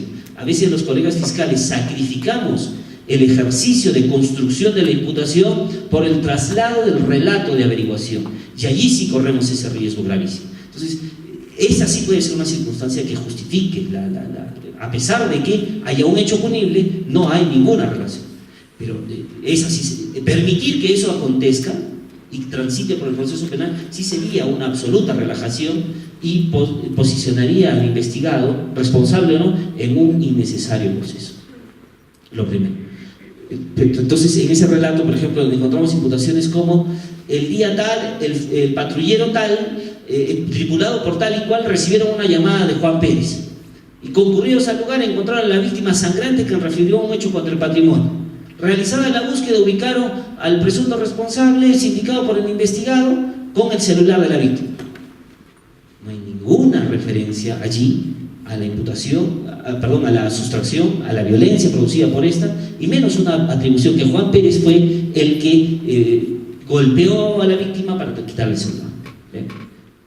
Si aceptásemos que esa circunstancia se puede salvar y considerar como una circunstancia de inadmisibilidad susceptible de subsanación, de complementación, con la revisión de los elementos de convicción, creo que van a ver, difícilmente vamos a poder encontrar un supuesto en el cual reputemos de total ausencia. Pero lo último creo que sí merece una discusión, en todo caso lo propongo a los colegas. El doctor Mendoza ha propuesto que abordemos el supuesto del 344, numeral 2, literal A, como una de las causales del sobreseimiento. Acojamos esta circunstancia como fundamento legal, como consecuencia para la ausencia de imputación. Y ese fundamento contiene dos circunstancias: el primero, el que el hecho no se haya realizado, y el segundo, el que no pueda ser imputado al investigado.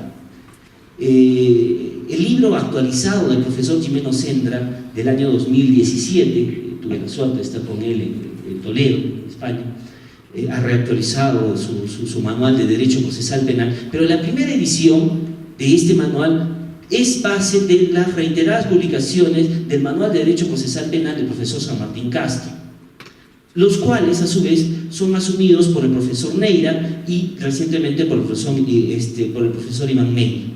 que son los pocos que han tratado la etapa intermedia del proceso penal.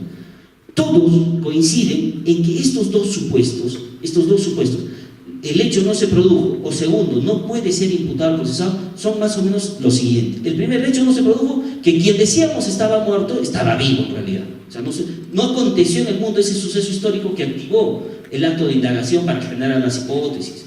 Y lo segundo, que no se puede imputar al procesado, es el supuesto en el cual hemos, a través de la investigación, descartado totalmente la concurrencia de ese investigado con el hecho objeto de imputación. O sea, no se está afirmando que el hecho no se hubiera producido. Este supuesto exige que el hecho se ha producido, pero hemos establecido la imposibilidad de la responsabilidad, de la vinculación de ese hecho con el señor investigado. Doctor, ¿cuál es la diferencia entonces entre este supuesto y el literal D, que dice que no tengo los elementos suficientes para solicitar fundadamente el enjuiciamiento de esta persona? Es totalmente diferente. En el primero es imposible, porque el ADN lo descartó. Es imposible porque ese señor lo ubiqué el día de los hechos al otro lado del mundo o en otro lugar. Es imposible podérselo atribuir. Estos dos supuestos normativos creo difícil poderlos aparejar a aquellos de ausencia de imputación para exigir su consecuencia. En cambio, el supuesto del literal de las circunstancias en las que nos plantea es que tengo un delito, tengo elementos para vincular a este señor con una sospecha suficiente, pero esa sospecha no ha transitado a lo que el profesor Mendoza denomina la tesis. Ahí estoy totalmente de acuerdo. Tiene que haber un nivel de convicción mayor, un alto grado de probabilidad de condena. Entonces, no es acusar por acusar. Entonces, una cosa es no tener vinculado al investigado, pero no tener lo suficiente para acusarlo, y otra cosa es encontrarlo en una situación en la cual es imposible vincularlo. Entonces, pero eso no supone la inexistencia del hecho delictual imputado. Sí, lo que pasa es que no se lo puede atribuir al investigado. Entonces, esas dos circunstancias considero tendría que salvar esa valla, esta consolidada interpretación de estos elementos, de estos supuestos normativos del sobreseimiento, para poder aparejarlo a la consecuencia de la supuesta ausencia de imputación.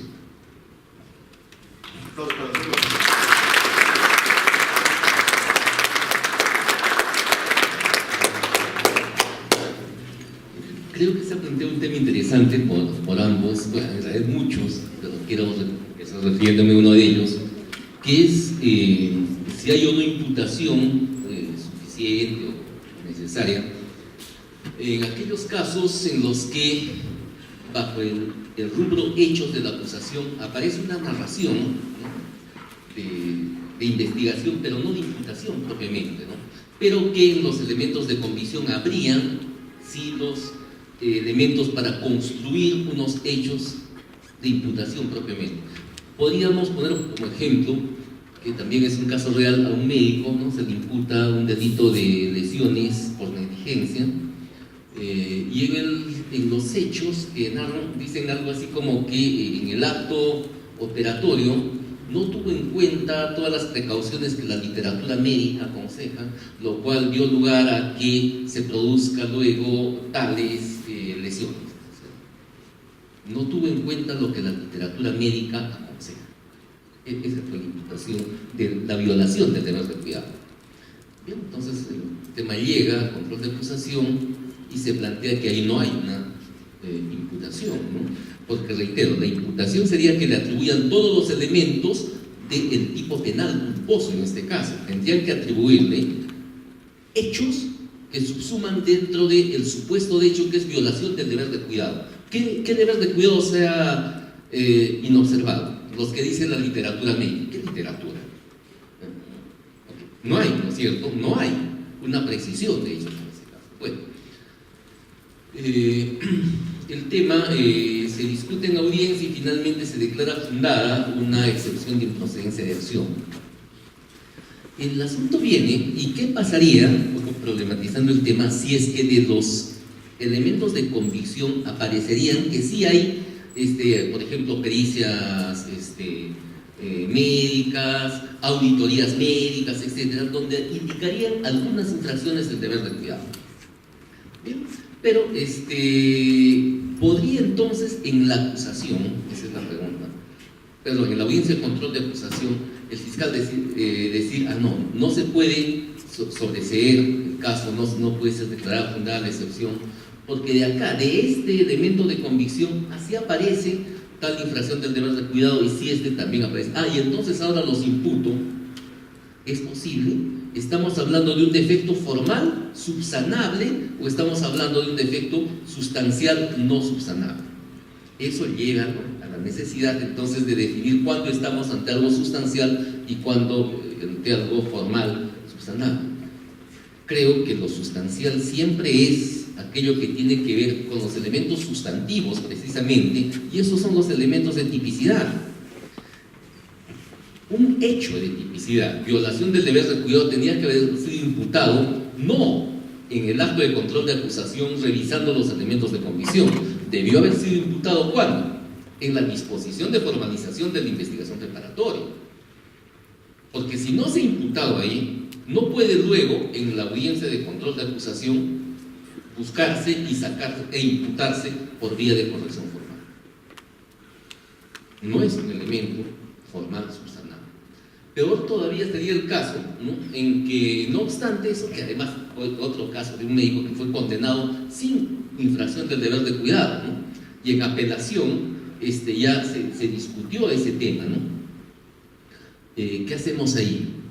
Si no había una imputación de un hecho punible, anulamos todo y vamos a la etapa de investigación preparatoria para dar la posibilidad de que el fiscal entonces impute este hecho. Teóricamente, no sé, de pronto podría hacerse, pero no se vulnera alguna garantía, la garantía del doble jeopardy, ¿no?, el doble riesgo penal. Existe un procedimiento de persecución, ¿no?, y ese procedimiento de persecución tiene que seguirse como debe ser. Si el fiscal no supo hacer una formalización, si el fiscal no supo hacer una acusación, luego no puede tener otra oportunidad. Ahora sí lo hago bien, ¿no? Ahora esta vez sí. Entonces, ¿por qué? Porque está vulnerando el principio de interdicción del doble riesgo de responsabilidad penal. Entonces creo que no es posible eso, y estamos simplemente en esos casos, ¿ante qué? Ante situaciones en que no hubo imputación en estricto de un hecho punible, y la consecuencia tiene que ser, como afirma Celis, el sobreseimiento, ¿no? Más allá de si se aplica el inciso A o el que habla de atipicidad, ¿no?, la consecuencia es el sobreseimiento, ¿no?, porque estamos ante una situación de improcedencia. Y un argumento final de naturaleza procesal para ello. Como precisaba Celis, el concepto central del objeto del proceso es la pretensión. Y el núcleo de la pretensión son los hechos, pero no los hechos en abstracto, sino, como lo dijo Celis, también la causa petendi, es decir, los hechos que subsuman dentro de la tipicidad. Y si no hay hechos que subsuman en tipicidad, no hay objeto del proceso. Y si no hay objeto del proceso, estamos ante una situación de improcedencia y, en consecuencia, de sobreseimiento. Creo que en eso espero tener algún nivel de acuerdo con los amigos.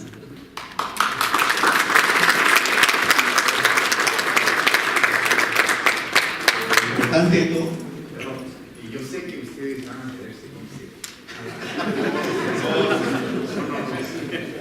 Vamos a hacer una cosa. ¿Podemos entrar en una ronda? ¿Ya? Por favor, ya.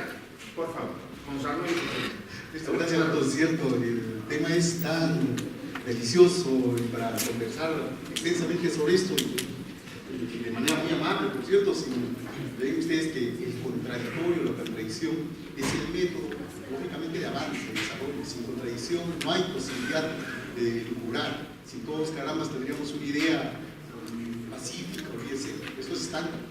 Es bueno, es verdad, las posiciones discrepantes de Julio, por ejemplo, respecto a la imputación. Pero voy a plantear algunos temas que recurro siempre o bien a la teoría del primer proceso o a lo que dice el código, porque además en estos tiempos ya cansa de escuchar que es mi criterio, es mi parecer.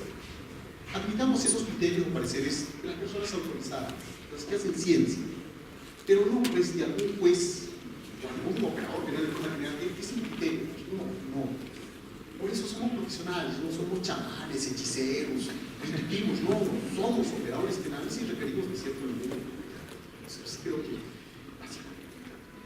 Digo esto porque uno de los principios centrales que diferencian al proceso penal del proceso civil es el principio de necesidad. Es el principio dispositivo. Y para dar respuesta a una de las intervenciones que dio el doctor al inicio, cuando dijo, ¿y qué pasa si no aparece en la teoría del caso algo que pues está indefecto en imputación? Imagínense una imputación por abuso sexual, así con esa generalidad se plantea. Y la defensa no hace ningún cuestionamiento, sino se va por otro lado. No sé, tal vez una terminación anticipada o cualquier caso. Oigan, ¿quién es el fiscal y el imputado para adoptar hechos que no aparecen en el control por necesidad del juez? El juez es el que tiene que decidir la vida de esa persona. Así que el juez tiene ese rol fundamental de aproximación, principio dispositivo. Dame los hechos para subsumirlo. No me traigas generalidades y generalidades subsumir en las generalidades. Así que no es cuestión que la otra parte esté vencida. Es una resolución responsable, es mi poder jurisdiccional, decir derechos sobre ellos. Es que no es cuestión de que no esté la teoría del caso de la otra parte, esto no es dispositivo, esto no es Estados Unidos, es Perú. De tal manera que el principio de necesidad acá es muy importante. Y todas las categorías, todos los conceptos del proceso penal están insumidos de este principio de necesidad. Y entre ellos, la búsqueda de la verdad.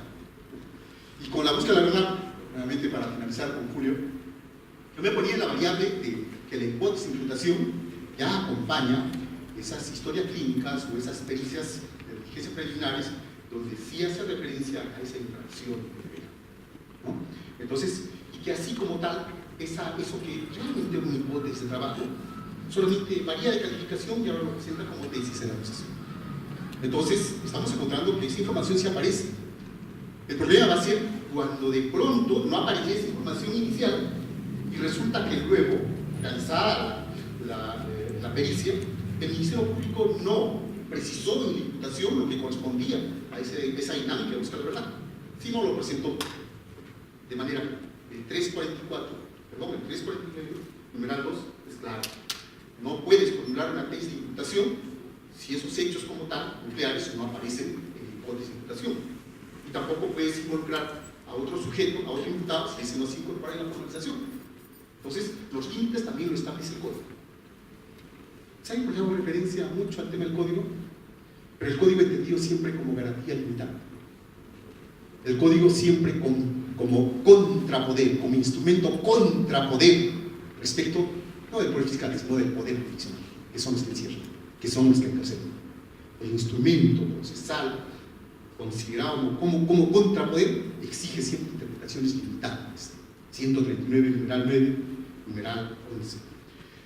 Cualquier operador penal que tenga que aplicar una ley penal tiene un método que lo vincula, está en la Constitución.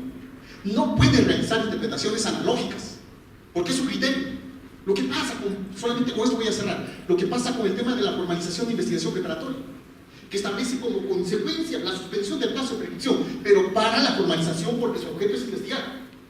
Y de pronto aparecen algunos jueces haciendo interpretaciones extensivas en el sentido que dado que la acusación directa también inicia el proceso, entonces analógicamente le vamos a aplicar la misma consecuencia jurídica. Que me expliquen primero por qué están bien aplicando el artículo 139. ¿Por qué?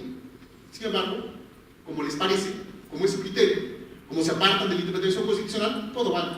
Y obviamente optan por ese tipo de interpretaciones analógicas, apartándose del único método de aplicación que establece la Constitución política y solo para los operadores penales.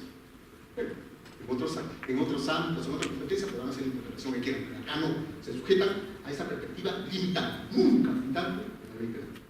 Voy a dejar para la última rueda a Julio César, porque si no vamos a responder algo. Perdón. No se preocupe, señor juez. Bueno, sí, yo también saludo esa actitud y exijo en los colegas y en las nuevas generaciones siempre una actitud crítica. Siempre una actitud crítica. Si dejamos estar, si consideramos que hay estados de cosas en el proceso penal y en general en el derecho ya establecidas, solamente evidenciamos un conformismo y una comodidad impropia de nuestra generación y de nuestros tiempos, porque el derecho avanzado en general, en nuestro proceso penal, el propio derecho penal ha avanzado a donde está, justamente porque hubieron iniciativas críticas para poder siempre optimizar, ¿no es cierto?, perfilar de mejor manera, y a partir de las circunstancias, de las nuevas circunstancias en las cuales este derecho y estas circunstancias, este cuerpo normativo se aplicase. De hecho, la discontinuidad es una característica general del derecho. Bien, por ejemplo, escuchaba al doctor Mendoza el aparejar, si el fundamento de la suspensión de la prescripción es el tener oportunidad o un lapso de tiempo para investigar, esto no tiene ningún sentido con un proceso inmediato cuyo fundamento es la palmariedad, la ausencia de necesidad de que ese asunto dure más. ¿Por qué le otorgamos ese asunto? Claro que sí, claro que sí.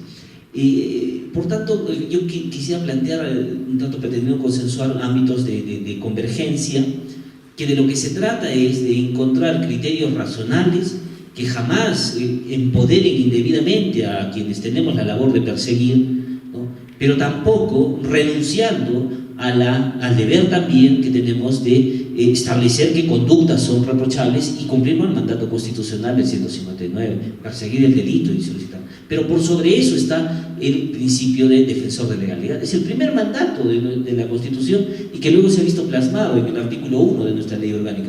Es decir, es el fundamento. Entonces, en esa línea, sí, todo este discurso que hemos pretendido plantear creo que se debiera aterrizar. De hecho, lo he propuesto en un momento en la academia, estoy ahí registrando, desde el plano estrictamente empírico, desde el ejercicio material de construcción de imputación en los agentes fiscales y también en todos los operadores para exigir en esa medida debiéramos construir un proceso penal más democrático, ¿no?, en clave de estas garantías. Yo no pongo en duda que debiéramos tener un proceso penal democrático, responsable, que respete los derechos fundamentales, pero bueno, estamos en esa tarea de poder construir en este ámbito específico de la imputación concreta, construir parámetros que nos permitan tener un idioma homogéneo para dar respuestas también homogéneas. Yo también acompaño las palabras del doctor Mendoza en que encontramos a veces actuaciones dispares inclusive en las mismas personas, ¿no? Un momento citan postulados finalistas, en otros normativistas, en otro momento citan, y a veces estamos, qué miedo, ¿no? Qué miedo que seamos sujetos tal vez en algún momento de ese tipo de circunstancias. Pero bueno, debiéramos continuar en la senda de poder construir este tipo de circunstancias. Bueno.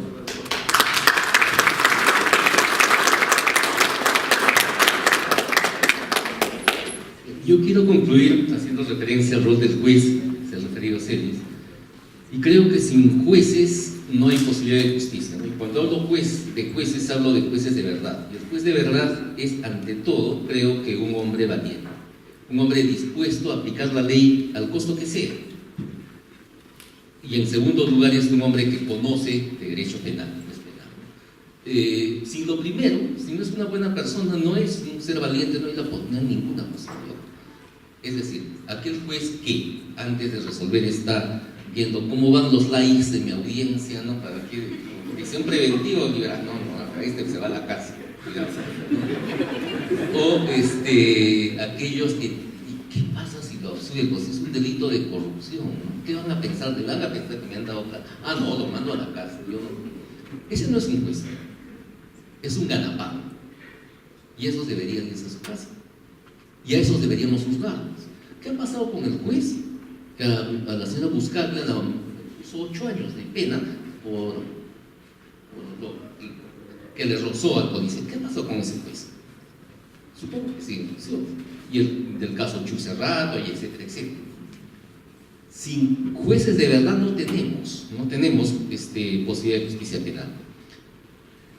Y creo que hoy más que nunca ese es un enorme riesgo que tenemos para la libertad de los ciudadanos, que en una sociedad que empieza a ser fuertemente dominada, ¿no?, por los medios de comunicación masiva, por las redes sociales, y entramos a la era de posverdad ya en los procesos judiciales, donde entonces de lo que se trata es irnos por donde dice la corriente, qué peligroso.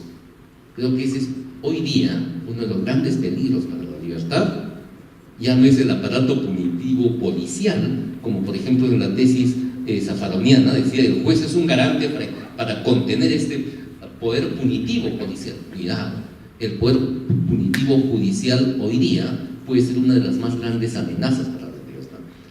Y además siempre lo he dicho, necesitamos jueces como Celis, o muchos, o como Jorge Salas Arenas, son jueces que son garantía, ¿no?, de honestidad y de valentía frente a sus casos. Necesitamos muchos jueces con esos perfiles, porque si no los tenemos, todo esto que estamos discutiendo no sirve para nada, absolutamente para nada. Jueces mesa de partes con cintas, jueces cobardones ahí, ¿qué va a decir la prensa? Fiscales cayendo a veces, lamentablemente, algunos llamando a la prensa, ¿no? Dije, va a haber una audiencia, vayan.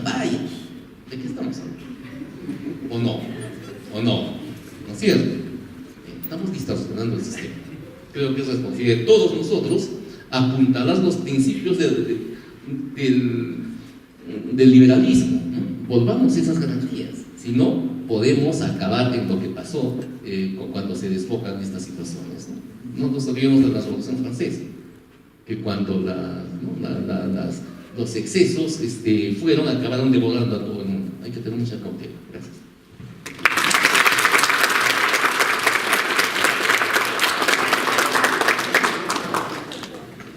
En verdad es una noche exquisita, ya quisiéramos seguir nosotros escuchándolos, en verdad.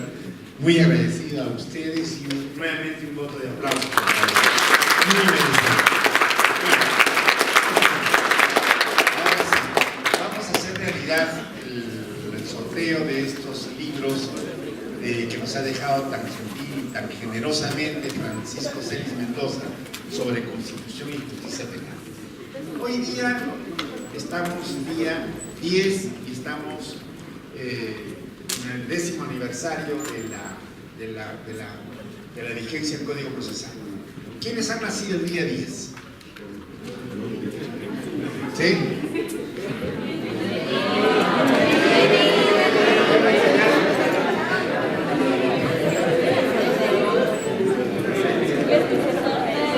¿Quién más?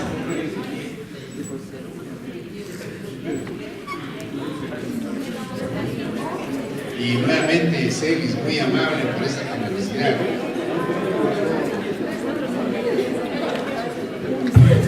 Un 10, sí, está bien. Cualquier día que sea 10, confío. Sí, por favor. ¿Está bien?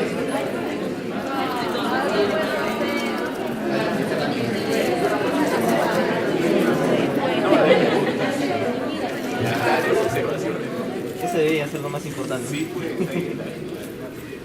muy bien. El número 10 de la lista.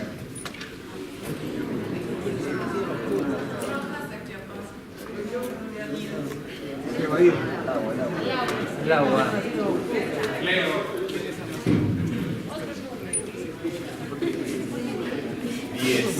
Muy bien. ¿Quién más?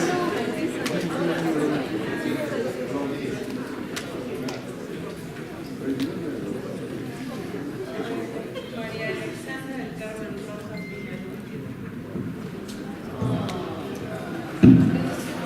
¿Quiénes han nacido en octubre? ¿Quién más?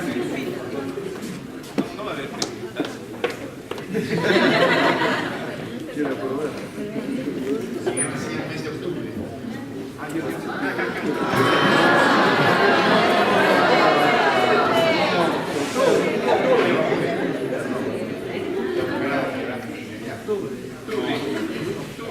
¿Quién nació en el mes de octubre? Acá.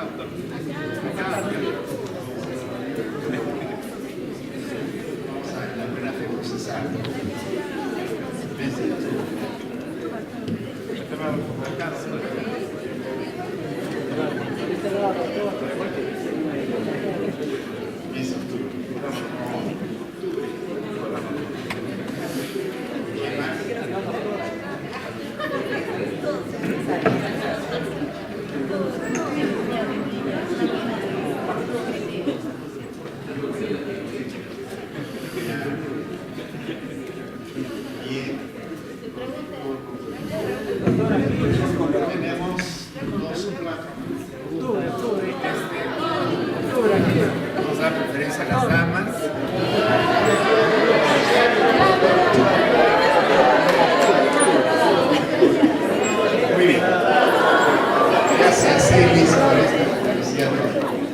señores, con esto finalizamos esta noche. Sí. Doctor, disculpe. Sí, solo quiero agradecerle a Celis. Acaba de anunciar que para mis alumnos de práctica forense van a haber 10 libros adicionales, así que chicos. No se preocupen. Señores, muchas gracias a todos ustedes y gracias a nuestros ponentes y los invitamos para el próximo miércoles. Nuevamente.